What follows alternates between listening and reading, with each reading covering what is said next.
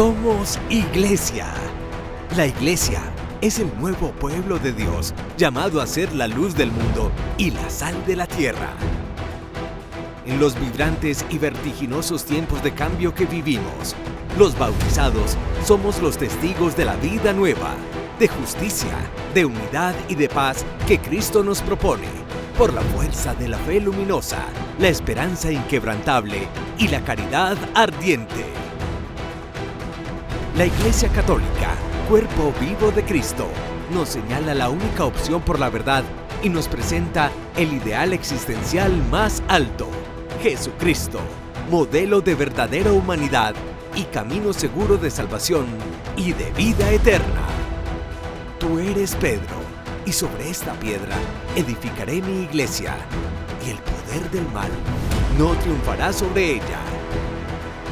Somos Iglesia.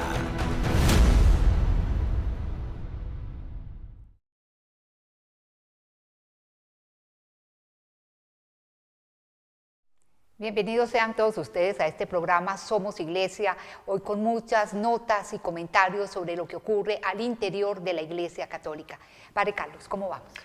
Muy bien, Miriam, la alegría de celebrar esta semana la fiesta de San José, precisamente en ese día 19 de plácemes de verdad, de júbilo, porque Amén Comunicaciones ha cumplido antier, miércoles, ha cumplido 15 años de haber nacido. Montemaría ha cumplido también 3 años de haber nacido, y son 2 obras de evangelización que sé que están haciendo mucho bien, y ambas nacieron en la solemnidad de San José y estamos en su semana precisamente, de manera que es una alegría muy muy grande con el semejante patronazgo ver que estas obras de evangelización hacen tanto bien a la gente. Mucho bien, Padre, pero digamos, ¿cuál es la mayor satisfacción que le han proporcionado estas 2 obras tan importantes para la Iglesia? En mi corazón siempre veo la idea de hacerle bien a muchas almas, y digamos a través de redes sociales se llegan a muchas personas que tal vez nunca vamos a conocer, pero que sabemos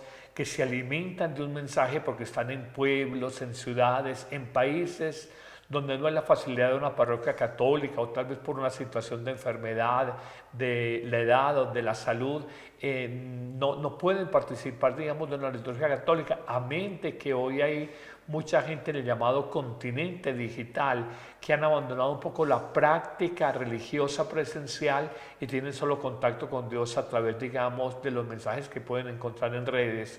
Y segundo, la Casa de Retiros Montemaría ha sido un lugar de muchas satisfacciones, porque uno la gente llegar a un retiro espiritual un viernes en la tarde y verla el domingo en la tarde en otra tónica, con alegría, con un propósito de luchar por su matrimonio, renovar su vida, relanzar relaciones de familia, buscar más de Dios, querer una relación distinta y un proyecto de vida distinto. Y esto nos da mucha satisfacción, y ambas obras están bajo el patronazgo de San José, porque ambas nacieron en un día 19 de marzo de San José. Padre, a mí me impacta ver que hay personas que llegan, por ejemplo, desde Canadá para participar en un retiro acá en Montemaría. Es increíble. Lo decimos con humildad, gente de Canadá, de Estados Unidos, de México, de Nicaragua, de Honduras, de Panamá, de Venezuela, de Francia, de Ecuador, de España, de Francia, de Japón, de Bolivia. Ha sido una experiencia muy bonita, y uno se da cuenta, la universalidad de la Iglesia y el hambre de Dios que hay en las personas, más allá de su raza o más allá del lugar donde en este momento residan. 2 preguntitas, Padre, a propósito pues, de San José y de que sea el patrono de tanto de esta casa como también de Amén Comunicaciones. Acá en Montemaría, digamos, usted diría, ¿cuál es el distintivo? ¿Qué hace diferente a los retiros que se realizan en esta casa Montemaría a muchos otros que hay por ahí? A ver, lo primero es un ambiente de fraternidad, que es como un distintivo en los servidores, que son apóstoles, en los evangelizadores, en el personal del servicio y logística, y la gente lo capta. Muchas personas nos dicen, Padre, más allá del mensaje vemos que ustedes se quieren, qué bueno servir en esta casa, qué bueno vivir este ambiente de fraternidad. Y ha sido, permítame la expresión, la cantaletica o el mensaje reiterado tenemos que querernos porque esto sale solamente fruto del amor. Y el amor, el Espíritu Santo se siente cómodo en un ambiente donde hay amor, donde hay distensión. No somos ángeles, nadie de los que estamos acá somos ángeles, pero de verdad que hay un compromiso, hay un cariño, hay una mística. Y me parece que este es un distintivo muy importante. Y lo segundo, buscar que los retiros tengan un lenguaje muy existencial. Porque mucha gente le dice a uno, padre, yo venía prevenido, vine a acompañar a mi esposa por darle gusto, pero aquí se come bien, se duerme bien, se ora bien y uno sale con amigos. Y uno aprende un mensaje de que el Evangelio no es por allá desencarnado, muy elevado, sino que es un lenguaje fraterno, cotidiano, sencillo, a las necesidades de los hombres y mujeres de hoy. O sea que eso rompe con mucha, digamos, predisposición que tienen las personas con los retiros, que piensan que son abstinencia, que se va a hacer mucha oración, unas madrugadas tremendas. Aquí se come bien y se duerme bien, ¿no? Se come bien, se duerme bien, nos reímos porque hay obras de teatro, hay dramatizados, hay poesía, hay cantos en la noche de talentos. No podemos contarle porque se pierde la sorpresa, pero hay también oración, hay arrepentimiento. A veces contamos con un equipo de 7, 8 sacerdotes al tiempo, atendiendo en confesión, en consejería. Entonces sentimos que es un lugar donde se hace mucho el bien, consagrado a la Virgen, lógicamente, por su nombre, Montemaría, inaugurado bajo el patronazgo de San José. Bueno, Padre Carlos, felicitaciones de nuevo pues por Amén Comunicaciones y también por esta casa Montemaría. Y vamos a iniciar con una muy buena noticia, tanto para Venezuela como para el mundo. El Papa Francisco aprobó la canonización en días pasados de José Gregorio Hernández. Esta fue una de las decisiones que el Papa ha tomado desde el hospital, aprobar decretos venidos del Dicasterio para las Causas de los Santos, el departamento de donde se evalúan las causas de canonización.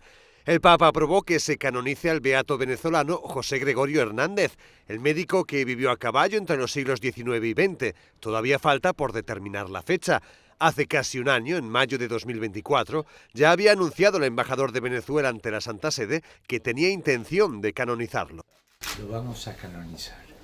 José Gregorio Hernández era considerado como el doctor de los pobres. Cuando iba la gente a hacer visita al médico para una visita médica, él tenía su sombrero, él lo tenía. La gente que tiene el dinero para pagarme puede pagar, lo que no tiene dinero puede tomar el dinero del sombrero. El Vaticano había informado la noche anterior de que el Papa había retomado el trabajo, pero no se habían dado detalles de qué había realizado exactamente.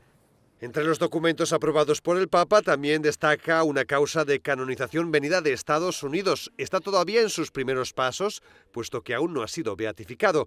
Se trata del sacerdote de Kansas, Emil Joseph Capaun. Fue un sacerdote diocesano de Estados Unidos que falleció en un campo de concentración en Corea del Norte en 1951.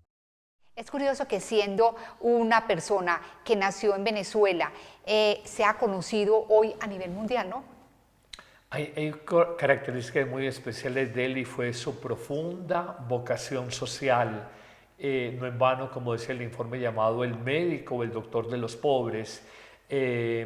Primero venerado en el sentido de la piedad popular, porque la gente que a veces tiene un más claro sentido de fe que la jerarquía, que luego entiende esto, ya entre el pueblo venezolano tenían la idea, es un santo.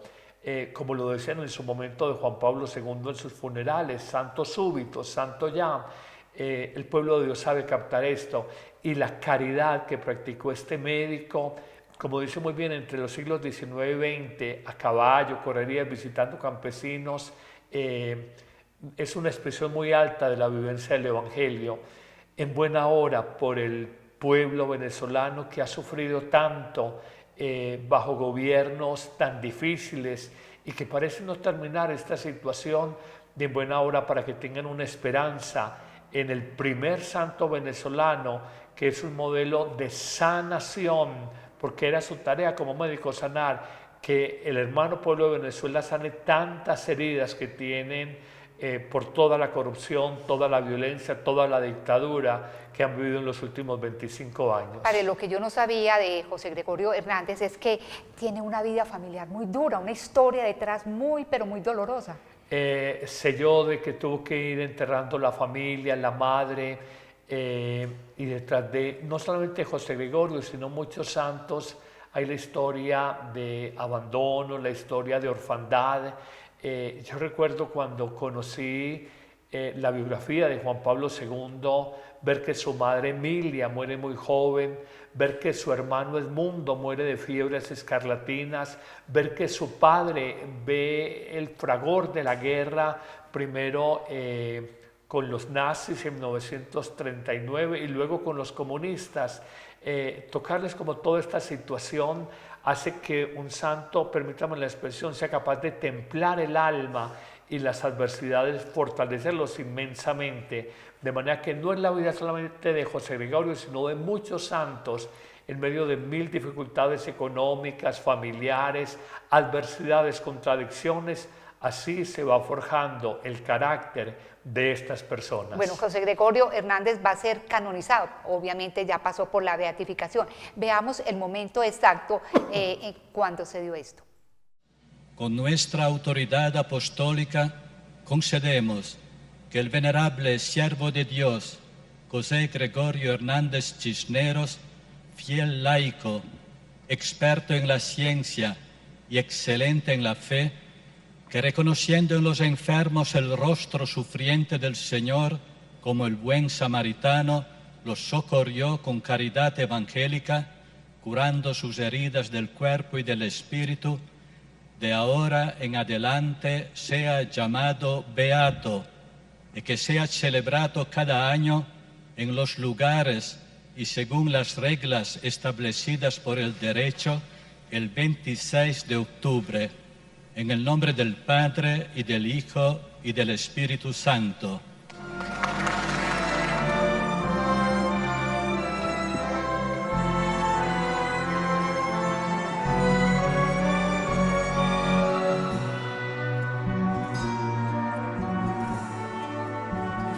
Es el pregón del corazón de un pueblo que en su devoción clama tu nombre, su alma responde.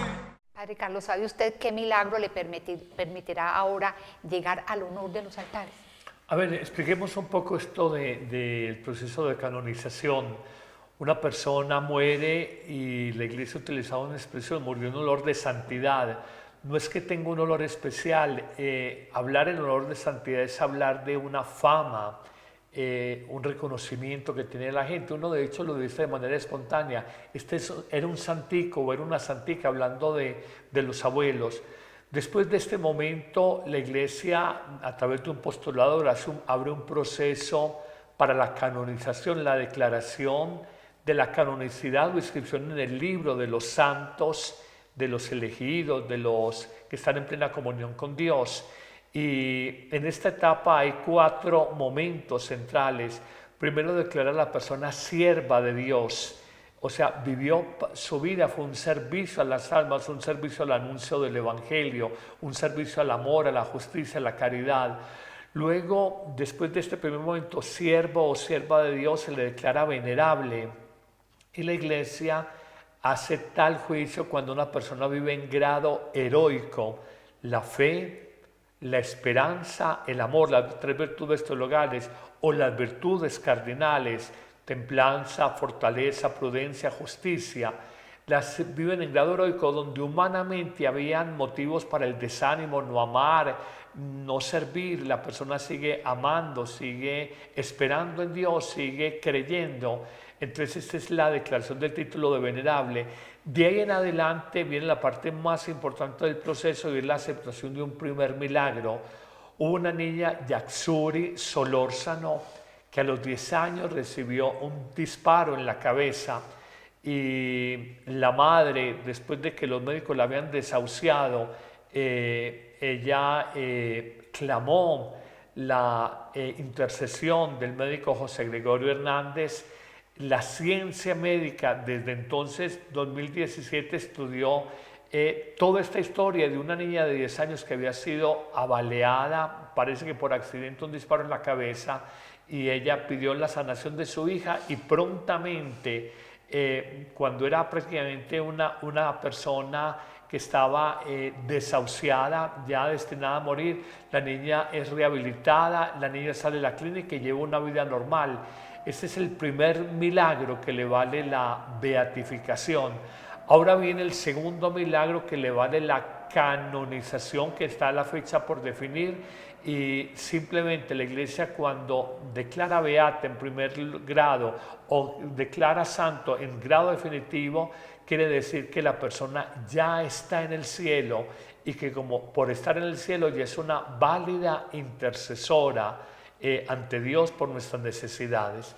Esto es muy bonito y es la forma de canonización ordinaria. Hay la forma también de canonización extraordinaria, vía martirio, o hay la forma de canonización extraordinaria que también ha establecido el Papa Francisco. Por las obras de justicia de una persona se puede declarar su santidad, y ha habido también otras las que han reconstruido formas extraordinarias de canonización, ha reconstruido la vida, digamos, de santos del mundo antiguo, donde no hay escritos, no hay testimonios, sino simplemente leyendas sobre una persona que se han recogido oralmente en el tiempo y pueden permitir también su canonización. Son formas extraordinarias. La forma ordinaria es esta que hemos narrado, y esto muestra la seriedad en un proceso de canonización de una persona. Padre Carlos, ¿usted qué opina de muchas personas que creen que José Gregorio Hernández los ha sanado, que incluso ha hecho presencia en sus habitaciones y de manera misteriosa, silenciosa, milagrosa, ha operado? Yo siento que la Iglesia ha sido cauta en un principio. Algunos decían no podemos mirarlo como la manera de la brujería o del esoterismo o de los chamanes, pero ya este juicio autoritativo, esto es con autoridad de la Iglesia, muestra que había un estudio previo, que se ha consultado el sentir del pueblo de Dios, recordando el famoso aforismo Vox Populi, Vox Dei, la voz del pueblo, la voz de Dios. Entonces, yo pienso que no, uno puede pedir la intercesión. Conozco el caso de la Madre Laura, que quedó muy cerca de José Gregorio el 26 de octubre en el calendario, en el santoral litúrgico. Nuestra Santa Colombiana el 21 de octubre, quedan muy pegaditos. En la misma semana, la madre de una hermana se acostó en la cama de la Madre Laura con la fe de que por intercesión de la Madre Laura iba a ser sanada, lo que efectivamente aconteció.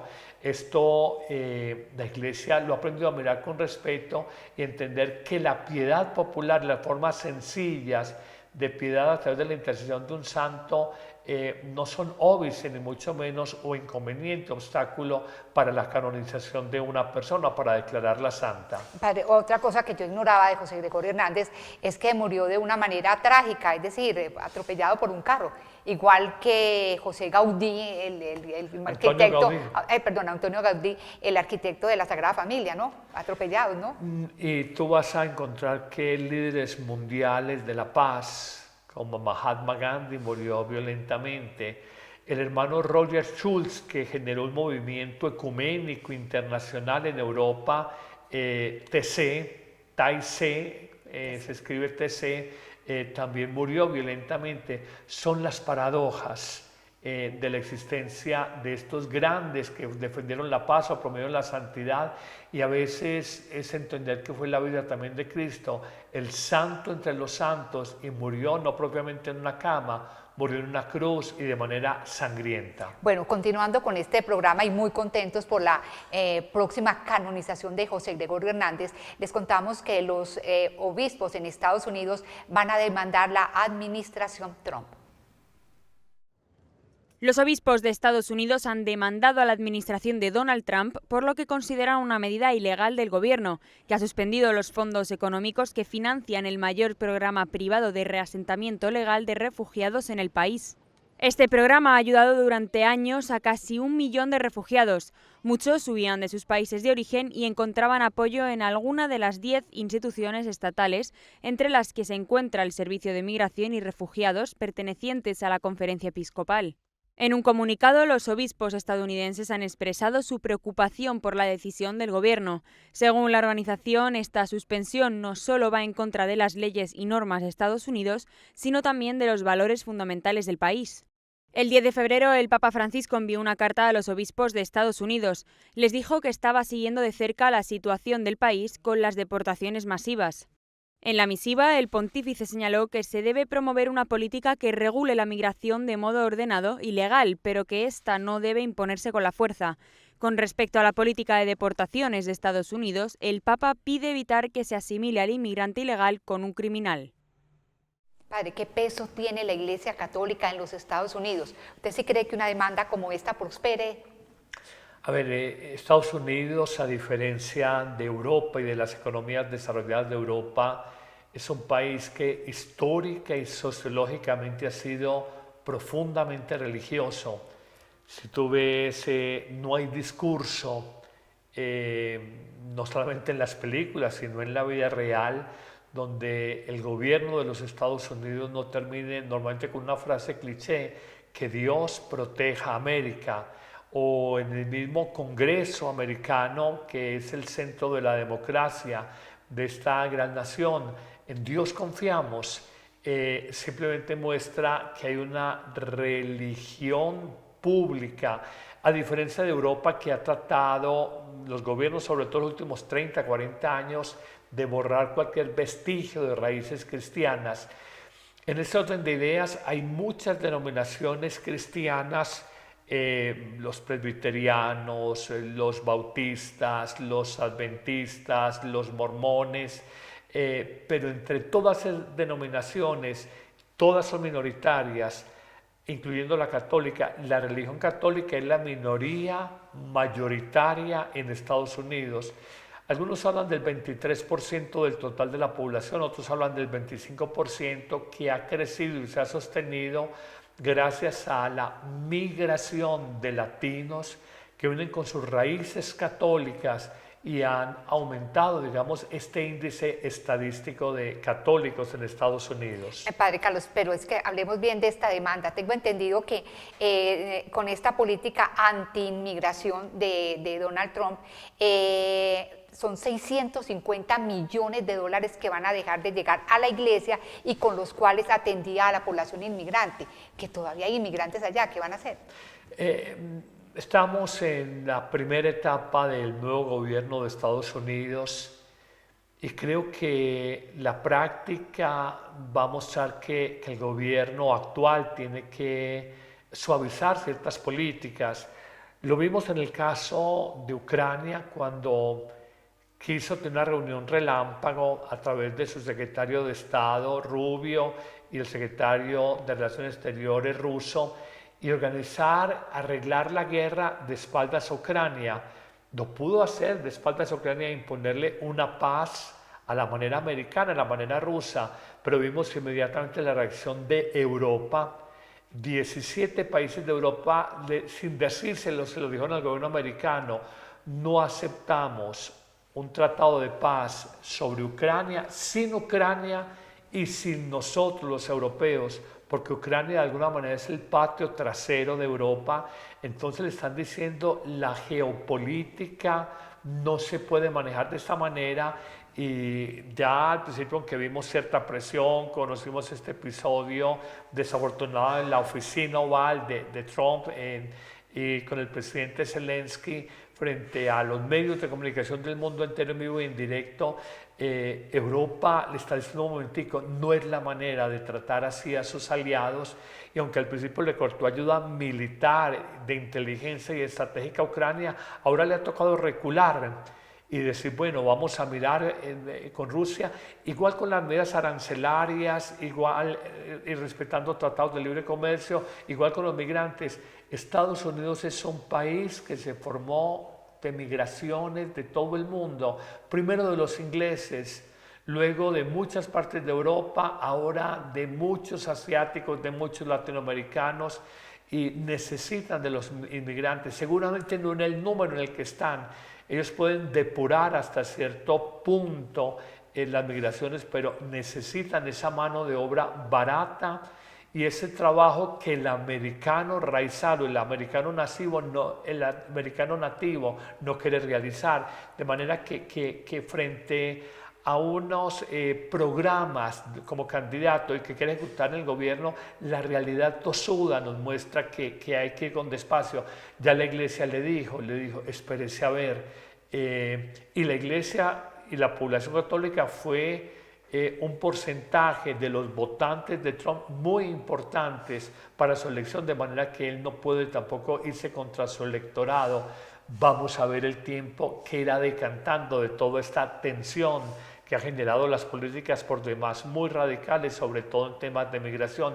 Ni qué hablar del Papa Francisco, que justo antes de ser internado en el hospital Gemelli, el 14 de febrero de este año, tal vez uno de sus últimos discursos fue: no es aceptable esta política anti-inmigración que raya en la inhumanidad. Padre Carlos, y además que Estados Unidos, como Europa, es un país que envejece, las tasas de natalidad en Estados Unidos han caído, o sea que a futuro no van a haber americanos que puedan realizar las labores que hacían precisamente los inmigrantes. Sabemos desde los 60s, toda la política de la píldora, la revolución de la píldora anticonceptiva, los 70s, paz y amor, toda esta revolución, no queremos hijos, no sé qué, y ahora no solamente Estados Unidos, Europa, el mundo occidental, China, que a rajatabla impulsó la política del hijo único, hoy ve la necesidad de un reemplazo generacional, porque China también se ha llenado, la pirámide poblacional se va invirtiendo y los viejos son cada vez más, los jóvenes menos, entonces no hay quien sostenga, por ejemplo, un sistema pensional, a mente que la fuerza laboral tampoco la tendrían. Hoy se dan subvenciones para que tenga un segundo hijo en China. En Europa va a pasar lo mismo, porque se han llenado de inmigrantes y no quieren tantos inmigrantes, entonces necesitan nativos. La iglesia siempre dijo, la natalidad no es el problema, pero nos decían retrógrados. El tiempo le ha dado la razón a la iglesia. ¿Qué le veo bueno a Trump? Es pro vida. ¿Qué le veo bueno a Trump? Es pro familia, pero en otras cosas yo creo que tiene unos criterios muy, muy radicales y no tan cristianos, sobre todo en este tema de inmigración o de cierto estilo autoritarista sobre la presión de aranceles, negocio con otras economías. Esto nos puede llevar a un peligroso aislacionismo y lo que hoy comentan los entendidos, una inseguridad jurídica de inversores que puede ir en detrimento de la economía americana, que en definitiva es lo que más busca proteger el actual gobierno. Bueno, pasemos a otro plano de la información. 17 países africanos se enfrentan a la peor crisis sanitaria. 17 países africanos se encuentran en una de las peores crisis sanitarias de los últimos años. Las epidemias no hacen más que aumentar y eso pone en peligro la salud de millones de niños, según UNICEF.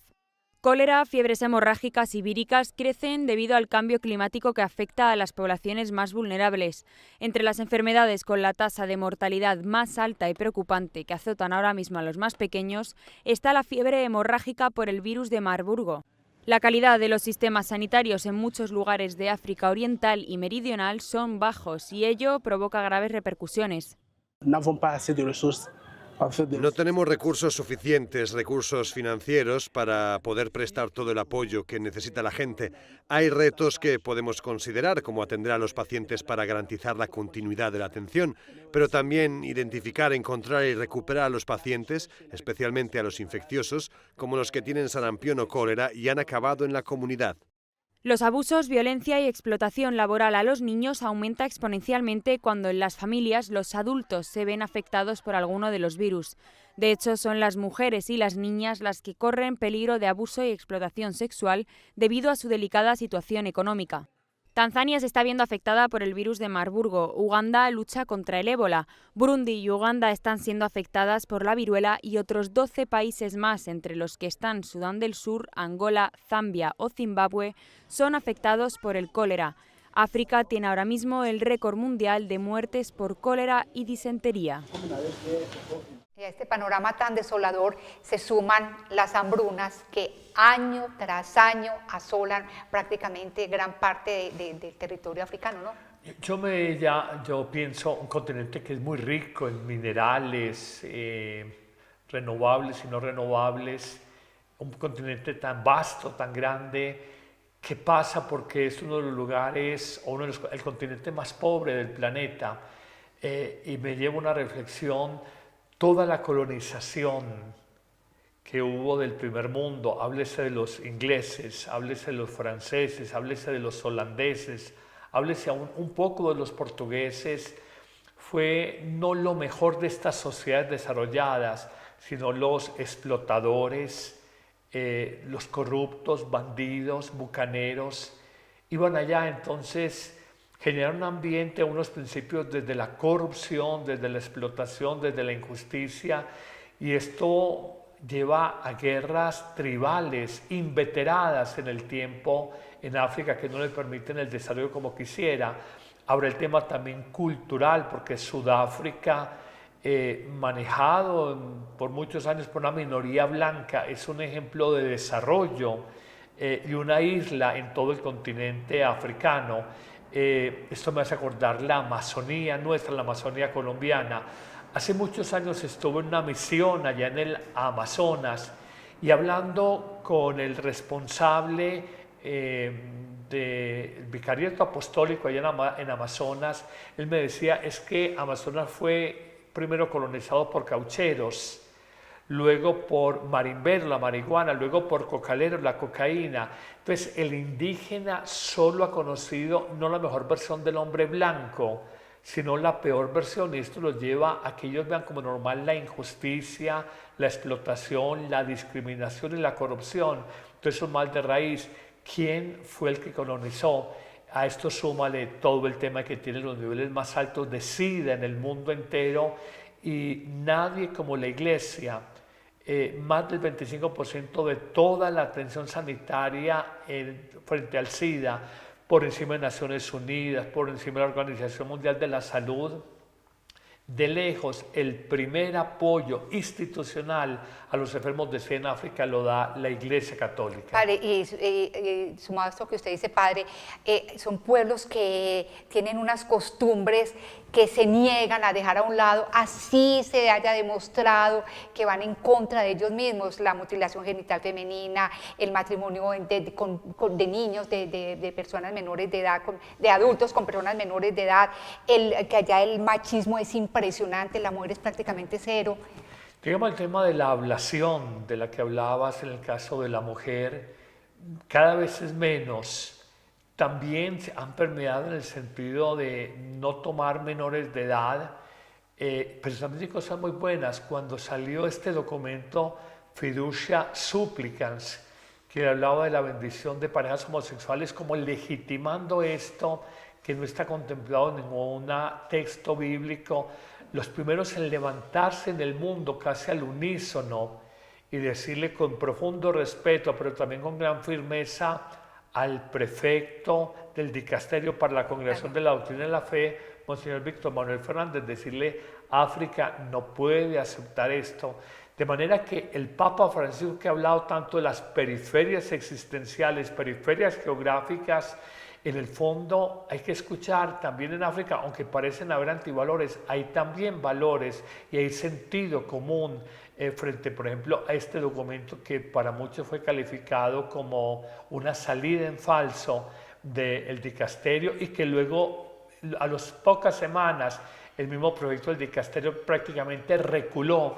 Primero trató de explicar lo inexplicable y luego reculó diciendo no se trata de una bendición, es una cosa distinta. De manera que yo creo que de todas las culturas aprendemos y la realidad de que una cultura tiene expresiones legítimas de vida, es capaz de pervivir en el tiempo.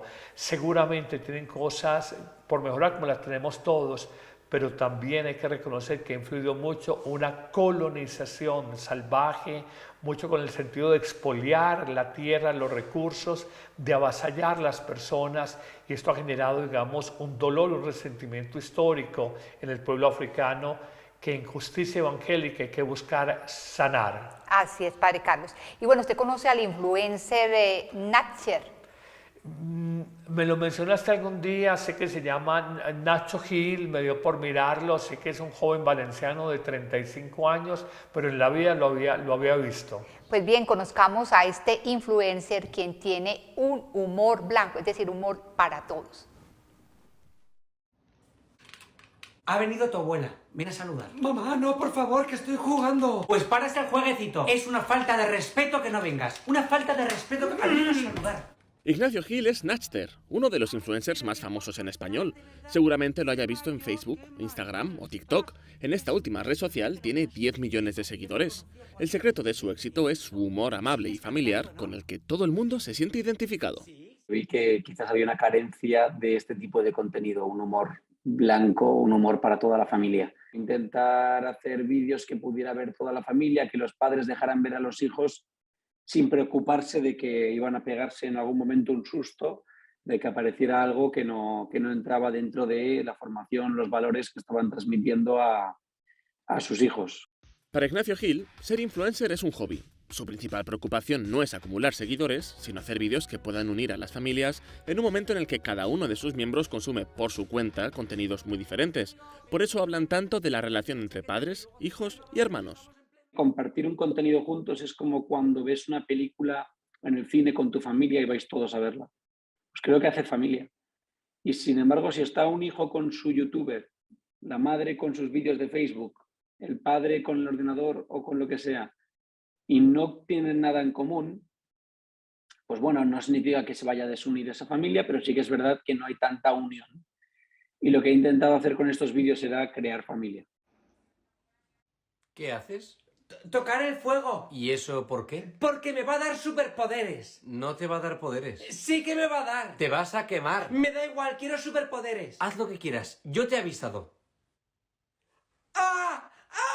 A pesar de su enorme éxito en redes sociales, Ignacio Gil ha compaginado sus vídeos como Natcher con un trabajo como director de compras de un restaurante y la escritura de una tesis doctoral.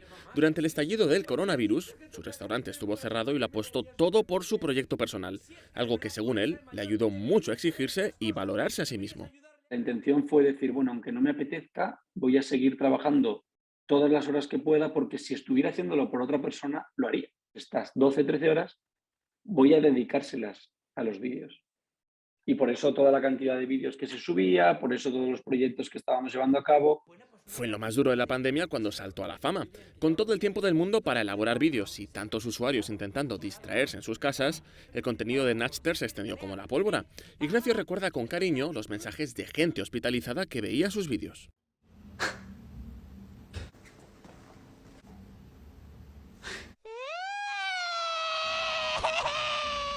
Y es lo que intenta, dedicar todo su tiempo libre a unir a las familias a través del humor. Sí, canta, canta. Ay, mamá, que no. Que cantes una canción. Noche de paz, noche de amor. La verdad, yo he gozado con muchas de sus parodias porque él mismo interpreta varios personajes y trata de mostrar cómo era la vida hace unos años y cómo es ahora, y lo hace de verdad de manera muy graciosa. Me hace acordar de unos influenciadores colombianos, los montañeros, que toman escenas de la cotidianidad de una familia típicamente paisa, papá, mamá y 2 hijos, que han tenido muchísimo éxito y no están diciendo nada nuevo, pero están recreando la cotidianidad y lo que es nuestra cultura. Y de este influenciador español, Natcher, Ignacio o Nacho Gil, algo muy bonito, él se confiesa y se profesa católico y no se avergüenza, porque a veces resulta que cuando la gente coge un poquito de fama o de celebridad, parece que le da pena exponer o presentar sus convicciones religiosas. Padre, y qué bueno el humor al servicio de hacer reír, pero sanamente, de congregar a la familia frente a un contenido o algo, y no todo lo contrario, porque uno el humor que encuentra hoy en día es un humor chabacán, vulgar, no sé, perverso. A ver, el humor es de gente inteligente. Muy inteligente, el buen humor. El buen humor es de gente inteligente. Segundo, el humor es cosa seria. Ajá. Porque ser humorista por poco tiempo es de muchos y ser humorista por mucho tiempo es de pocos. Mr. Bean, por ejemplo, uno que admiro, es un humor universal. Siendo británico, es un humor para todos y entendemos muchas realidades, a veces de las torpezas humanas o de cómo lo simple de la vida a veces lo complicamos. Y yo creo que hay una frase que decían las abuelas, para uno no llorar con las tragedias de la vida hay que aprender a reírse de las propias tragedias. Y yo creo que uno tiene que aprender a reírse de la vida para no ser tan trascendental y aprender a mirar la vida con más simpleza y no absolutizar un problema, sino decir esto va a pasar, y el humor tiene ese poder, esa virtualidad. Bueno, Padre, próximamente estaremos viviendo la Semana Santa, porque no dejar de pronto una tarea para todas las personas, porque el tiempo se va consumiendo rápidamente y la idea es vivir realmente una cuaresma transformante. Sí, la cuaresma es el tiempo por excelencia para prepararnos al paso del Señor, a la Pascua del Señor, y tanto la cuaresma como la Pascua buscan nuestra conversión, nuestro cambio interior, la mejor versión de nosotros mismos, dicho en términos muy coloquiales, y creo que hay tareas puntuales. Desde el miércoles de ceniza se habla de 3 actitudes en las 3 relaciones fundamentales que tiene el ser humano: con nosotros mismos, aprender el autodominio; frente a los demás, transversalizar todo desde la compasión, una mirada suave y misericordiosa; y frente a Dios, una relación más intensa, teniendo una oración más profunda. Estos 3 propósitos, a partir de las 3 relaciones esenciales de todo ser humano, relaciones esenciales universales con nosotros mismos: autodomínate de tu ira, de tu impaciencia, de tu egoísmo, de tu codicia, de tu lujuria, de tus rabietas, de tu murmuración. Frente a los demás, mira compasivamente, sin juicios severos, mira como mira Jesús a los demás. Y frente a Dios, haz como Jesús, que pasaba largas horas en la noche, en la madrugada, en intimidad amorosa de oración con el Padre Dios. Y muy bonito también lo que decía usted, Padre, en programas anteriores, hacer una muy buena confesión, una confesión liberadora, y no esperar para los últimos días ya prácticamente del domingo de resurrección, sino hacerla con tiempo. En la confesión diría como 3 elementos. El primero, que haya verdadero dolor y arrepentimiento, porque si es la confesión por cumplimiento, será una más en tu vida, cumplimiento. Confiese que es que en Semana Santa, no. Eso tiene que haber dolor, me he equivocado, he maltratado personas, he maltratado mi cuerpo. Que haya dolor, que haya contrición de corazón, lo primero. Lo segundo, mirar la vida, no solo la luz de los 10 mandamientos de Moisés, la ley mosaica, sino mirar la vida y confesarnos a la luz de las bienaventuranzas, donde Jesús se presenta como el nuevo Moisés allá en la montaña. Soy humilde, soy pobre de espíritu, soy pacífico, soy misericordioso, tengo hambre y sed de justicia, acepto la persecución, oro por mis enemigos. Si miramos la vida a la luz de las bienaventuranzas, créanme que estamos apuntando a lo esencial del corazón humano. Y lo tercero, que hay un verdadero propósito de enmienda, porque la vida, como sacerdote, me ha mostrado. Llega una persona: Padre, vengo a confesarme, contame. Padre, lo mismo de hace 20 años. Las rabietas en ellas, la infidelidad en ellos, el orgullo en todos, el no perdonar. Entonces me dice: Padre, lo mismo, llevo 20 años lo mismo, o 30 años. Entonces no hay un propósito de enmienda. Entonces 3 esenciales: que nos duela pecar, que nos duela, que no nos fascine pecar, que somos como el chapulín colorado. ¿Por qué pecaste? Fue sin querer, queriendo. Sí. Sí. Y es que no vuelvas a pecar. no lo hago, cambia de corazón, sí lo hago, peruano, chapulín, sí lo hago. Uno cambia, uno dice quiero cambiar, pero no es de corazón. Entonces, primero, contrición. 2, revísate a la luz de la moral cristiana, pero sobre todo las bienaventuranzas. Y 3, un propósito firme de cambiar. Sí, padre, porque qué pena que lo iba a interrumpir para decirle que muchas veces nosotros terminamos simpatizando con los pecados que tenemos, es decir, muy amable, aprendemos a convivir con ellos de una manera muy amable. Así cueste, Miriam, nos gusta pecar, el adulterio te encanta, el acumular el dinero y chismosear de los demás, el no sé qué, nos encanta pecar, pero no lo reconocemos. Así es, entonces regalémonos, de verdad, regalémonos una muy buena confesión de vida. Padre, muchísimas gracias por habernos acompañado. Con todo cariño, Miriam, y aquí frente a esta imagen de San José que hemos colocado precisamente el día de su fiesta con el carácter de solemnidad litúrgica, que es el inspirador y el patrono de Amén Comunicaciones, de Montemaría, de la Iglesia. A él le pedimos que nos bendiga, que los bendiga a todos ustedes y que nos dé la gracia altísima de la santidad, no la santidad de los altares, la santidad de ser buenos cristianos. Muchísimas gracias también a Amén Comunicaciones, a ROM Reports y a ustedes que nos acompañan tan fielmente. Que tengan un resto de día muy feliz. Dios los bendiga a todos.